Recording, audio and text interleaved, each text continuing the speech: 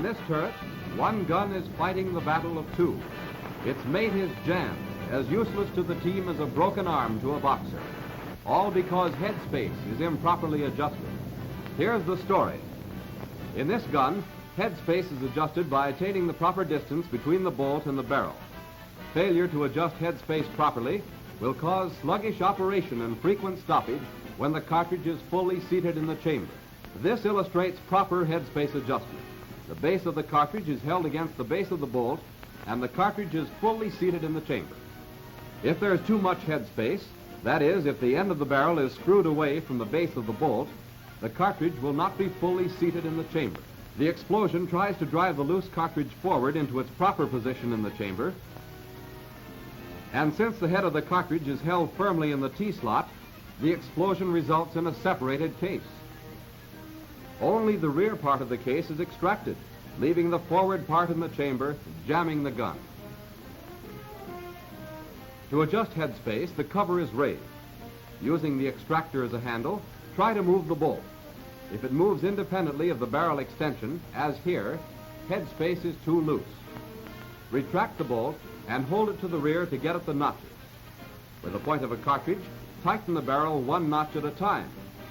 Then let the bolt go forward smartly. If the action still closes, the barrel must be tightened at least one more notch. Because it still closes, it must be tightened at least another notch. Now the action does not fully close. The notches can be seen. Loosen the barrel one notch, and the barrel will go fully forward. From this point, proper headspace is obtained by loosening the barrel two more notches.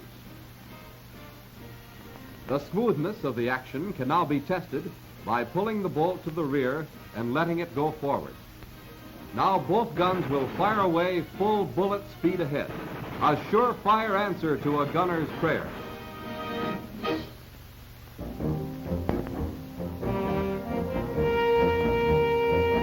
With altitude, the keynote in modern aerial warfare, higher into the clouds go our fast fighter airplanes, ever higher, breathing through the turbo supercharger, an iron lung built into our ships with American ingenuity and know-how. Here you see a model, cut away to show its inside. Here is the regulator, set by the pilot through a cockpit control. The bellows in this unit compensate automatically for changes in air density during flight at different altitudes by allowing more or less exhaust gas to drive the turbine wheel or to escape through the wastegate.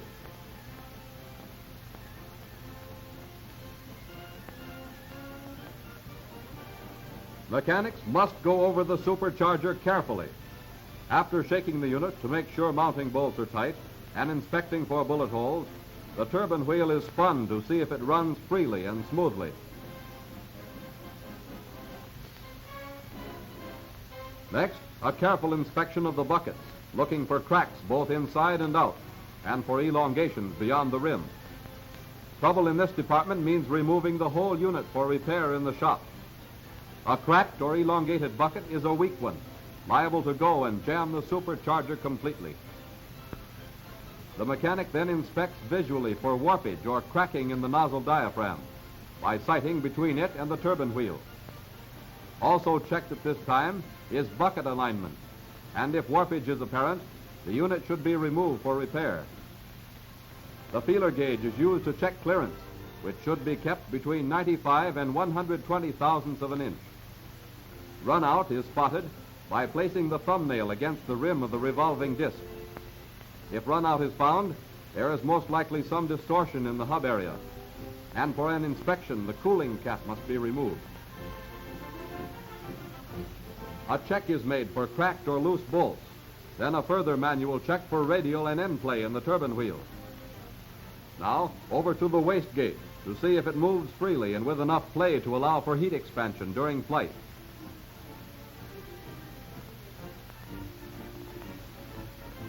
Next, the mechanic checks the supercharger oil supply.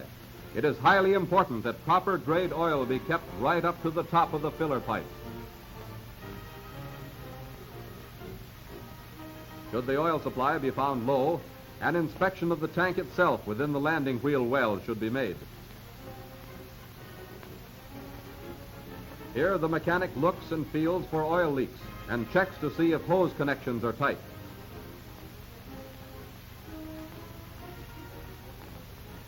Forward in the wheel well, he inspects the regulator, checks control linkage as well as oil and air lines from the engine.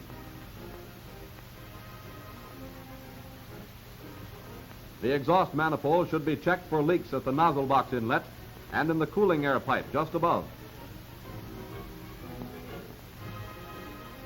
When the cooling cap is replaced, care should be taken to maintain the clearance between it and the turbine wheel at the prescribed minimum of 1/8 of an inch. The keynote is altitude. The watchword, care. Care of the supercharger in its most minute detail. For only with such care can the turbo function properly at high altitudes to make our fighters climb like homesick angels.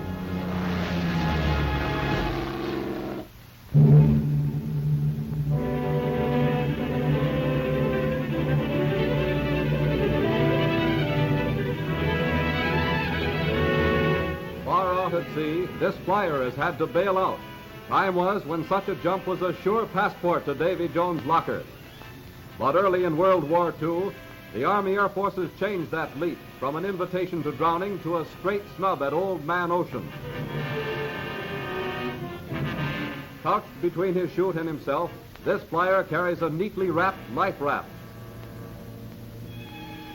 Quickly, simply, this self-inflating donut, as the boys tag it, jumps to life size, prepares itself for an indefinite stay on the ocean surface.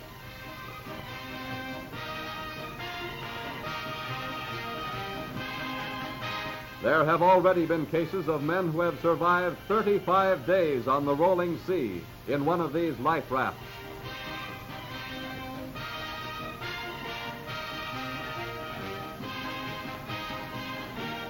And it carries all the necessities, too, as you'll soon see. Yes, sir, Army flyers take to it like the proverbial duck. When is an aviator not an aviator? When he becomes a sailor, right at home in the Navy's own backyard. No trick to working it either. Just watch. There's the raft parked snugly right under the parachute. The pilot unstraps the chute and promptly inflates his Mae West, just a new-fashioned life preserver. All done with a CO2 cartridge, already there for his convenience. Then he gets rid of the chute, opens the cover of the life raft to discharge another CO2 cartridge that will blow up the donut to rescue size.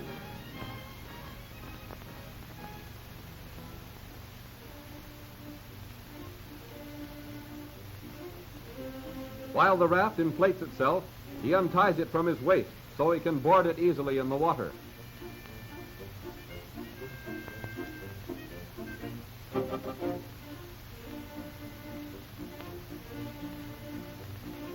Now the equipment that goes with it. There are the paddles to motivate the craft.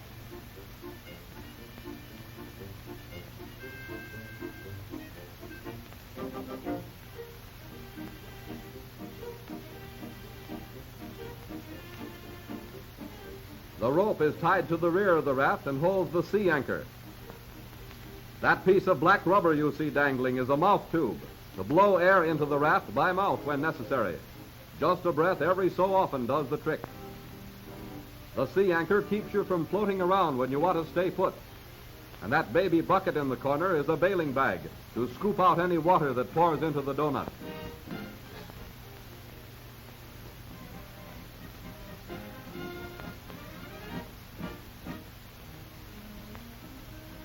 This kit, standard equipment on all such rafts, carries the works. Water can. First aid equipment. A dye solution, which when spread will show your drift if you're floating, or create a blotch on the water if you're anchored, so you can be sighted from above. A repair kit to fix a blowout if necessary, and stoppers to keep the air in until you can patch it. And finally, the two colored cloths. Yellow on one side for visibility, so your pal in the next plane can sight you and pick you up. Black on the reverse side for camouflage, so a stray Jap won't strafe you.